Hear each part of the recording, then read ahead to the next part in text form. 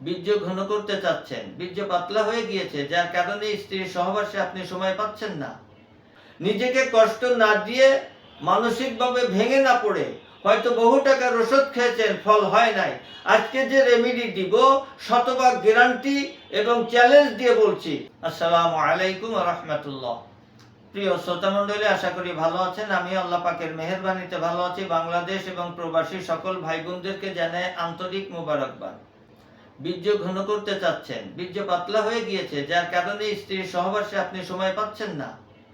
এই সমস্ত যে পুরুষ ভাইদের জন্য অত্যন্ত গুরুত্বপূর্ণ একটি রেমেডি নিয়ে এসেছি ভিডিওর মাধ্যমে। সুতরাং ফার্স্ট টু লাস্ট না টেনে না কেটে দেখবেন। আজকে যে কথাটি বলবো আমি, অর্থাৎ যে রেমেডি দিব, বীর্যমণি ফল অথবা বীর্যমণি চূর্ণ এবং তালমাখনা, এই দুইটা দ্রব্য সকাল এবং রাত্রে খাবেন।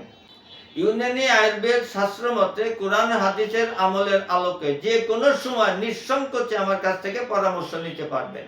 আপনার শতভাগ সুস্থতা এনে দিবেই দিবে ইনশাআল্লাহ। আপনি 20 গ্রাম তালমাখনা সুন্দর করে ধুয়ে রাত্রে ভিজিয়ে রাখুন, সকালে খালি পেটে খাবেন। বীর্যমণি চূর্ণ রাতে খাওয়ার পরে 1 গ্লাস দুধ নিবেন কুসুম গরম, তার মধ্যে বীর্যমণি পাউডার দিবেন 2 চামচ। ডায়াবেটিস না থাকলে ন্যাচারাল মধু দিবেন 1 থেকে 2 চামচ। এরকম যদি আপনি 1 থেকে 1.5 মাস খেতে পারেন, আপনি নবযৌবনের অধিকারী হবেন বলে আমি আশা করি। আপনি শতভাগ সুস্থ হবেন। তবে অবশ্যই আপনার আগামী দিনগুলিতে খাওয়া দাওয়া চলাফেরার ভিতরে কিছু বিধিনিষেধ মেনে চলতে হবে।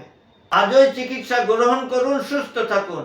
আল্লাহ পাকের দরবারে এই প্রার্থনা করি আমাদের সকলকে সুস্থতা দান করুন, আমিন। আজ এখানেই শেষ করছি। আসসালামু আলাইকুম ওয়া রাহমাতুল্লাহ।